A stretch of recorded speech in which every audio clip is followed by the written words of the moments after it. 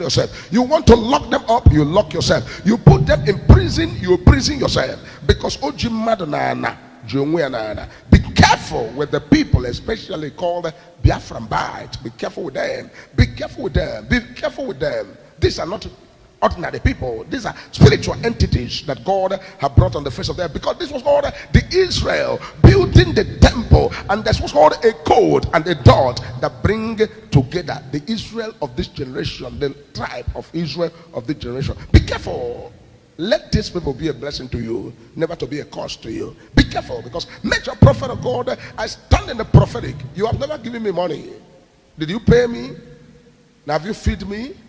Have you bring the seed? Oh, let me build a church for him. No. For you to know, I am not after what you're going to give me. I am after the truth. And truth is what will stand. Be careful with the people of Biafra. Leave them alone. Let them be.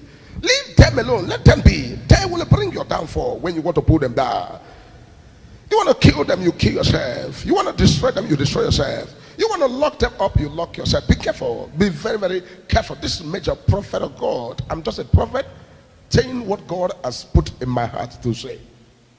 And as a prophet of the whole world, I don't know why God chose me to continue to speak about their matter, because it is something that has what's called the dot connecting to the temple, Jerusalem temple. People who are going to play the highest role there are the people you are trying to toy with. But a time comes, everything will burst out. Whatever is covered will open. Whatever is hidden will be unveiled. A time shall come, and the prison cannot contain him anymore. And that is why they took Jesus and they put him in the grave. They killed him and they put him in the grave. They said the end has come, and they covered him, believing that his chapter is closed. But they never know that there's Ancient of Days, there's Lion of the tribe of Judah, there's superpower that governs the universe. He's the one that speaks a word. Heaven and earth came into existence. They never knew all of these things, and they took him, crucified him, buried him, and forgot about him, and took soldiers, took army, took all kinds of security, that they should make sure it doesn't rise again. But on the third day, the Alpha and Omega, the mighty one, the Holy One, he said, I cannot allow my Holy One to remain in the grave. There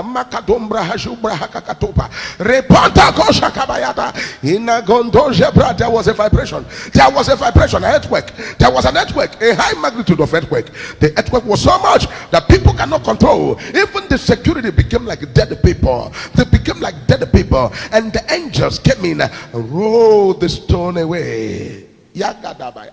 Ragataboya kush. Yeah, paya shatakaboya diada paya dikaladaya.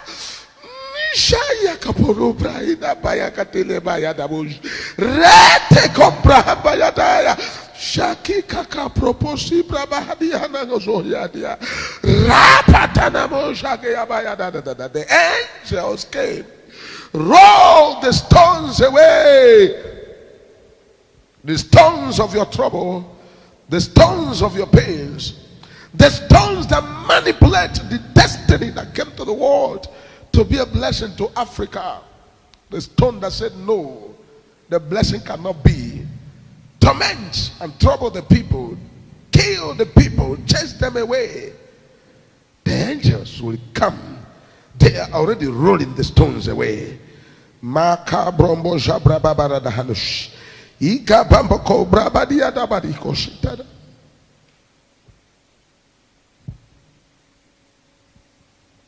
The blood was shed, and the blood took over everything. The blood settled the matter.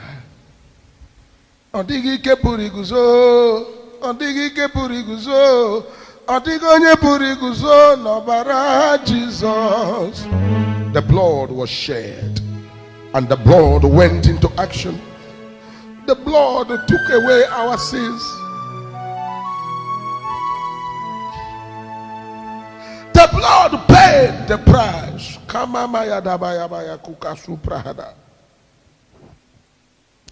The blood became everything for us. The blood has redeemed, has set us free, that we will no longer live for ourselves. We live for him. You that persecute the church, you persecute yourself. You that trouble the church, no man can kick against the brick. Whosoever jammeth the rock shall be broken into pieces. Whosoever the rock shall jam shall be grounded into powder. For the rock is the rock of defense. The rock is the rock of ages. The rock of my salvation.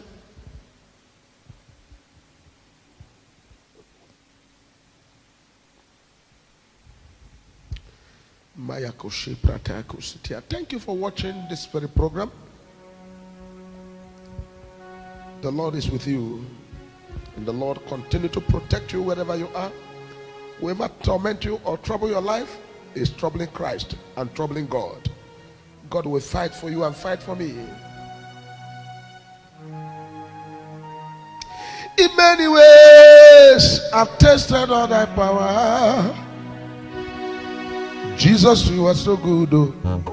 You are a great God. Oh. In many ways, I've tasted all thy power. Jesus, you are so real. Oh. You are a great God. In many ways, I've tasted all thy power. Jesus, you are so good. Oh. You are a great God. Oh. In many ways, I've tasted all thy power. Jesus, you are so real. You are a great God.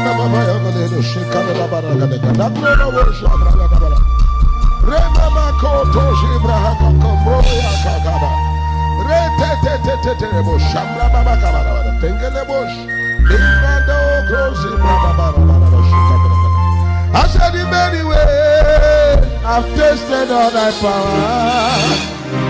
Jesus, you are so real. You are a great God. I said many ways, I have tasted all thy power. Jesus, you are so good. You are a great God. In many ways, I've tasted all thy power. Jesus, you are so real. You are a great God.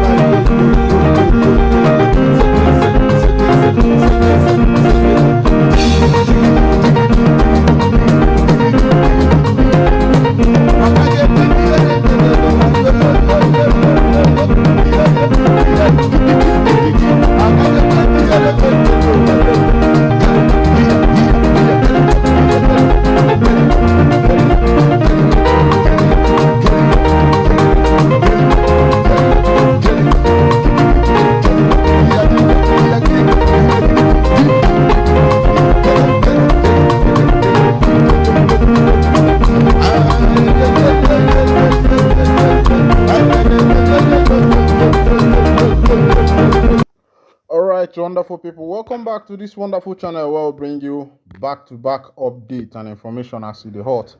In case you have not joined our social media handle, what are you waiting for? Kindly go ahead and subscribe, like, comment, share, and also remember to on your notification button so that whenever our news drops, you will be the first. We will collect them. Alright, let's go down to the news proper as it dey hot. For the obodo, I go dey bring am to you one by one. As it dey be, Court warns Nnamdi Kanu's lawyer against unprofessionalism. The Federal High Court in Abuja on Wednesday warned Aloy Ejimako, a member of the legal team of the leader of the indigenous people of Biafra, Nnamdi Kanu, against unprofessional conduct. The court cautioned that such behavior could lead to his disbarment. The trial judge, Justice James Omotosho, specifically admonished Ejimako to refrain from spreading misinformation on social media. The warning followed a protest letter dated May 14th and written by the protection-led council chief Adegboyoga Awomolo. The letter, which was brought to the court's attention by the defense-led counsel Kanu Agbasi Sam, raised concern about certain publications made by the defense team. Awomolo confirmed writing the letter expressing objection to the recording and live streaming of Kanu's trial proceeding. He described the publication of the trial being put on social media as embarrassing and urged the court to order that all individuals entering the courtroom be required to deposit their phones outside. He further specifically accused Ejimako of making misleading posts about the trial on social media. My juniors informed me that the court proceedings were being streamed online, Awomolo said, criticizing the conduct as unprofessional. He added that Ejimako takes to the social media platform to make controversial posts about the trial. In his response, Agabi stated that the defense team had apologized to the prosecution for the publication. He also apologized to the court. Responding to the issue, Justice Omotosho reiterated his commitment to ensuring an expedited hearing in the letter, noting that this was in the interest of both parties, particularly Kanu, who has been detained for an extended period. He recalled a similar case in 2024 where he presided over the trial of 50 suspected IPOB members, ultimately discharged and acquitting them after granting an accelerated hearing despite tactics employed by both sides to delay proceedings. He noted that some lawyers tend to employ such tactics to delay a matter because they don't want it to come to an end due to their personal interests. The judge advised all counsel to avoid distraction and focus on the case, stating, "This is part of the noise in the market. It will not distract us from what we want to buy." Justice Omotosho warned Ejimako about his conduct, emphasizing that such behavior could lead to disbarment. He also cautioned against dissemination of false news about the trial on social media, noting that some individuals were exploiting the case for online traffic. Afterwards, the court resumed the cross-examination of the second prosecution witness, a Department of State Service operative, codenamed Mr. BBB, led by Paul Erokoro San on behalf of the defense team. During cross-examination, Erokoro asked BBB whether Radio Biafra was still broadcasting. The witness responded that he did not know, adding that he does not listen to Radio Biafra.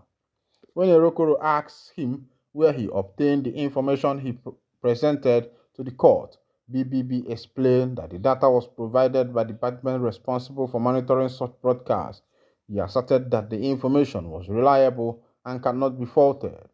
Erokoro inquired whether the Department of State Service could be influenced by politicians or ministers. In response, the witness stated that the DSS operates under the Office of the National Security Advisor. He also said the Attorney General of the Federation does not direct the agency's operations. On the DSS method of intelligence gathering, the witness revealed that the agency utilizes various sources, including human intelligence and social media. He also highlighted that DSS operatives, due to their extensive training, are equipped to gather information effectively when necessary.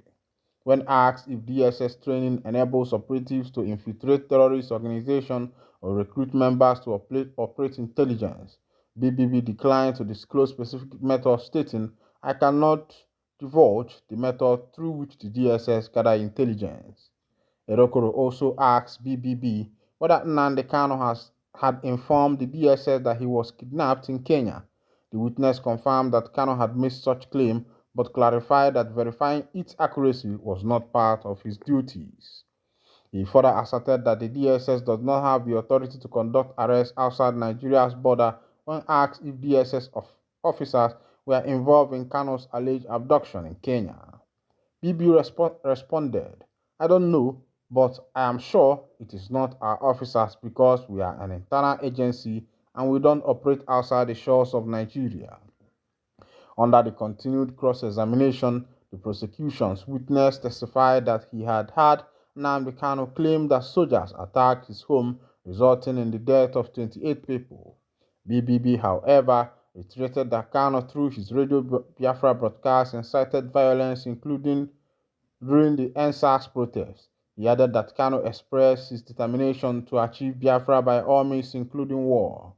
The witness alleged that Kanu's inciting comments led to the burning of a police station in Ebonyi State, a Lagos State High Court, and a cargo shed at Monitola Mohammed Airport in Lagos. BBB also detained some of the casualties alleged linked to Kano's broadcast, including an army couple who were killed and beheaded in Olo by individuals believed to be members of the Eastern Security Network, the arm wing of the IPOB. He also mentioned the murder of retired Judge Stephen Nnaji. Meanwhile, Erokoro tendered certificate through copies of judgment from three fundamental rights enforcement lawsuits filed by Kano. These include a judgment from the Abia State High Court dated January 19, 2022, a judgment from the Federal High Court Umuahia Division delivered on October 26, 2022, and a judgment from the High Court of Enugu State delivered on October 26, 2023. The court admitted the documents as evidence, and the court judgment delivered by the Abia State High Court, Justice Benson Anya ordered the Nigerian government to pay Kano 1 billion in damages for the Nigerian Army unlawful invasion of his residence in 2017. Justice Anya held that the military invasion of Kano's home in September 2017 was illegal, unlawful, and unconstitutional, violating his fundamental rights to life, dignity, liberty, and fair hearing, as guaranteed under the 1999 Nigeria Constitution and African Charter on Human and People's Rights. Afterwards, Erokoro sought an adjournment, informing the court that the defense intended to tender a video clip as evidence but needed more time to prepare it for presentation. Justice Omotoso granted the request and adjourned the case till Thursday, May 2022, for the continuation of the cross-examination of witness BBB. All right, just decided to bring you the current ongoing as regards Mazi Nnamdi Kanu's caught out in recent times. There has been a lot of issues going on. Of course, you can see that Nigerian government does not really have a case against Mazi Nnamdi Kanu. Looking at what their witness could name BBB is presenting, you agree with me that the federal government does not have a case against Mazi Nnamdi Kanu, and I think it's high time the Nigerian government, do what is right and let the man go, because from all indication, you can see that these people does not really have a judgment. Does not really have a case uh, uh, against Mazi Nnamdi Kanu. Before I conclude, the Nigerian army has cried out that the Southeast youth are abandoning the army by Tia Ahmad. Let's go down to that information before I will wind down the curtain. Why Southeast youth abandoning the army? Why is Southeast youth abandoning the army by Taha Ahmad?